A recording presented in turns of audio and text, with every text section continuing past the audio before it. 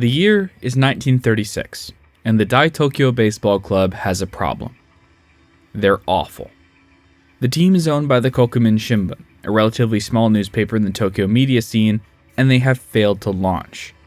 In the inaugural JPBL season in the spring of 1936, the team did not win a single game, with their only hurrah being a 7-7 tie with the Nagoya Golden Dolphins, who were a much better team than them. Other than that, they'd have been handily trounced by all their opponents, and could only manage a grand total of 13 extra base hits. The main problem was pitching. In an era where the average ERA was in the 2s, not a single Dai Tokyo pitcher could manage an ERA under 4. It didn't help that all 4 of them, yes, there were only 4 of them, were just teenagers, with Hisashi Kondo and Shichinosuke Sakurai only being 17. The team needed a jolt. They needed to be taken seriously, and they needed eyes on them. How do you do that? Simple. Hire a foreign player. But who could they hire? Who would willingly come to Japan to play pro baseball? And how much would they command? It was then that the Kokumin Shimbun stumbled across their answer, a two-way superstar in the Berkley International League named Jimmy Bonner. But just who was this guy? Well, James Everett Bonner was born in Mansfield, Louisiana. In keeping with how sparse records were surrounding black people in the South, especially a backwater town like Mansfield, we're unsure exactly what year Bonner was born in. Most say 1906, but some say 1912. What we do know about his early life is that he was raised primarily by his stepdad, and through him, he started playing for a minor Negro League team called the Shreveport Black Sports in 1932. In 1933, he and his wife would move to Oakland, California, and Bonner would continue playing minor league Negro League ball for the San Francisco Colored Giants and the Oakland Black Sox, which is how he ended up in the Berkley International League, pitching for the Berkeley Grays. The Berkley International League was a group of semi-pro teams in the San Francisco Bay Area with a wide variety of skill levels. While it's often been touted as an integrated league, in reality most of the teams are made up of one certain race or ethnicity, be that white, black, Mexican, Chinese, etc. The Grays were a primarily black team and were one of the best in the league. Bonner starred for the Grays as a two-way player, being both their ace and best hitter. With Japanese teams mostly scouting leagues like this for Japanese American talent, it's natural that someone would take notice of Bonner. It helped that Bonner once struck out 22 batters in a single game, which had made headlines all throughout the Bay Area. So the Kokumin Shimbun got into contact with Japanese-American businessman Harry Kono and recruited Bonner to play for them, with a salary of 400 yen a month, which was about $120 at the time, or a little over $2,800 today. That might not seem like a lot, but that was about equal to what most of the league's superstars were making. With a salary like that, the Kokumin Shimbun had to justify the salary, so they hyped him up to hell and back. They mentioned his strikeout record, his blazing fastball, and how he dominated Bay Area baseball. This made a man who had been relatively unknown a subject of national media fascination, and a subject of light ridicule amongst many Japanese American players, most of whom had come from Hawaii or Southern California and had never heard of the Berkeley League. Bonner would officially join the Dai Tokyo Baseball Club on October 8th, a third of the way through the 1936 fall season. It had not gone well. While Dai Tokyo had managed to win a game, they were still 2-5-1 and had absorbed 2 thunderous defeats at the hands of the Osaka Tigers. They lost 17-3 to open the season, and opened October with an 11-2 loss, followed by a 9-2 clubbing by the Hankyu Baseball Club. Bonner was entering a terrible situation, not that he really knew, but his appearance did lead to a growing sense of optimism within the club. The club's catcher, Katsuzo Ito, who also happened to be their captain, their oldest player, and their best player, remarked that Bonner had a strong fastball, and if he leaned on that pitch, he could legitimately start to turn the team's fortunes around. His first test would be on October 23rd at Takarazuka Stadium against the same Osaka Tigers team that had tormented the Dai Tokyo Club earlier in the year. Bonner came into the game confident, as it was clear he'd seemingly bought into his own hype. His opponent, fellow American Tadashi Henry Wakabayashi, remarked that Bonner came into the game cocky, saying something to the effect of, "I think I might just shut you guys out." That probably shouldn't have been a surprise, as when Bonner had first stepped off the SS President Pierce in Yokohama back on October 8th, he said he would strike out 15 batters a game and that he was a better hitter than Ty Cobb. God, that sounds familiar. Anyways, Wakabayashi went back to the Tigers' dugout and relayed Bonner's overconfidence, so the Tigers set out to make an example of him. After Bonner stepped on the mound with a 1-run cushion, the Tigers pounced. He gave up 5 runs in that first frame, including a grand slam to Ryohei Igoe, the first homer of his career and the first grand slam in Osaka Tigers history. All in all, Bonner would go 6 innings, giving up 9 runs on 7 hits and 8 walks, not striking out a single batter. However, the game would end in a 9-9 tie, and Bonner did his part to help Dai Tokyo claw their way back. While he only went 1 for 4, he still had some productive outs and drove in 3 runs. But still, Bonner was thoroughly rattled and was much quieter in the press after the game. But that didn't stop the Kokumin Shimbun from being cautiously optimistic.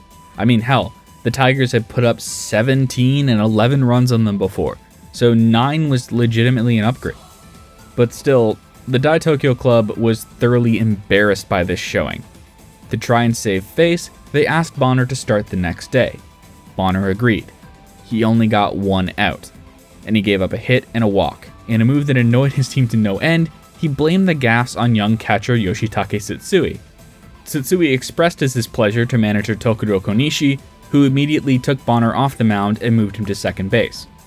Bonner would play the rest of the game in the field, getting 3 singles but making 2 errors in the process, one of which cost Dai Tokyo the lead. The Tigers would win 7-4. By now, the Dai Tokyo Baseball Club's execs were sweating. Sure, the man they'd hired was a fantastic hitter, but that's not what they'd hired him to do. He just straight up couldn't hit the strike zone. Katsuzo Ito, who'd by now been promoted to manage the club, knew exactly why. Bonner's bread and butter pitch was a high fastball. He'd toss that in the top of the zone and generate whiffs with it. The problem was, thanks to his media appearances, everyone knew that's what his plan was, and it didn't help that the average Japanese man in the 1930s was about 5'3", whereas the average American was about 5'8". So a pitch that would have clipped the top of the zone against an American player was well above the strike zone of your average Japanese player. So all they had to do was lay off and let Bonner keep missing the zone. The Tigers, who sported one of the best offenses in the league, played that to perfection, much to the chagrin of Bonner and his club. So he'd just have to regroup and adapt. Bonner would again be penciled in for Dai Tokyo's next game on November 3rd against the defending JPBL champions, the Tokyo Senators. The man he'd be facing was two-way phenom Akira Noguchi, the older brother of Hall of Famer Jiro Noguchi. It would also be the first game at Kamigusa Stadium in Tokyo. Bonner, with his job very clearly on the line, stepped up and pitched a scoreless first inning, and it almost looked like the humbling had worked, as he'd settled down and was focused. Then the second inning rolled around. 2 hits, 3 walks. Bonner was only able to get one of the base runners out. The other 4 would score, and Bonner would quickly be lifted for Shichinosuke Sakurai and move over to shortstop. At shortstop, Bonner would manage to get 2 hits, including his first double, but would also make an error. He would be credited with the loss as the Senators won 13-9. From there, Dai Tokyo seemingly decided to cut their losses and just have Bonner play the field. Facing the Tokyo Giants the next day, Bonner would stare down Victor Starfin. Starfin wasn't quite the ace he'd be remembered as yet, but he still pitched a 10-strikeout game, nailing Bonner twice, and Dai Tokyo would lose 4-3 in a walk-off. 2 days later, against the Osaka Tigers, Bonner would replace shortstop Eiichi Katsuyama and get a hit and a walk as Dai Tokyo would lose 5-0. Facing the Nagoya Golden Dolphins in the 9th, Bonner would be struck out by Kozo Naito in his only plate appearance. Realizing that they should probably start the guy they've paid so much money for, Bonner would be Dai Tokyo's first baseman the next day against the Hankyu Baseball Club. Here, Jimmy would actually show out, going 3 for 4 with a triple and a walk, but Hankyu was still thumping Dai Tokyo 13-5 in the 7th, so Bonner was chucked on the mound as just a warm body to get them through the rest of the game.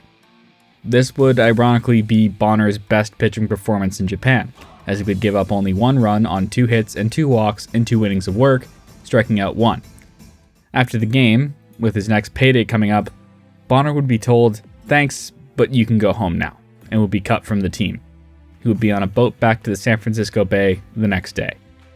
In total, he spent 34 days in Japan. Back in Oakland, Bonner would spend most of the rest of his life working for Pullman as a railway porter, passing away in 1963 at the age of 56. He'd be laid to rest in his hometown of Mansfield, Louisiana, seemingly destined to be forgotten. Then, 13 years after his death, an article appeared in a baseball magazine in Japan that would bring him back into the public eye. Kinda. See, thanks to his short career, Bonner had been largely forgotten in Japan, and most people had believed that John Britton Jr. and Jimmy Newbury were the first black players in Japanese pro baseball. Then, someone happened to be looking through old box scores and found the name Bonner. Noticing that the player in question played for the Kokumin Shimbun-owned Dai Tokyo Baseball Club, they decided to look through the archives to see if they could find him. And this is the photo they found. The same photo you've been looking at this entire video. Clear as day, James Everett Bonner, a black man.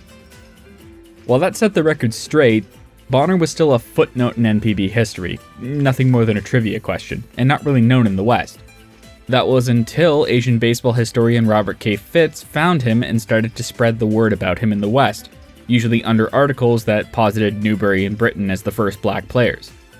By the mid-2010s, Bonner would be fully remembered, at least among baseball nerds, for his place in baseball history on both sides of the Pacific. This has led to some people saying that NPB broke the color barrier 11 years before MLB did, but see, there's a problem with that statement. In order for a player to break a color barrier has to exist in the first place. Japan, and Asia as a whole really, doesn't view race the same way those of us in North America do. To loosely quote George Altman, a black star who played for the Lotte Orions and the Hanshin Tigers in the late 60s and early 70s, to them, there was no white, black, or Latin. There was just Gaijin. Sure, Japan was aware of the concept of American race relations, and in the 1960s they tended to avoid hiring foreign players of different races on the same team, but race had much less importance to them. What mattered is if you were Japanese or not, or in a broader sense, if you were Asian or not.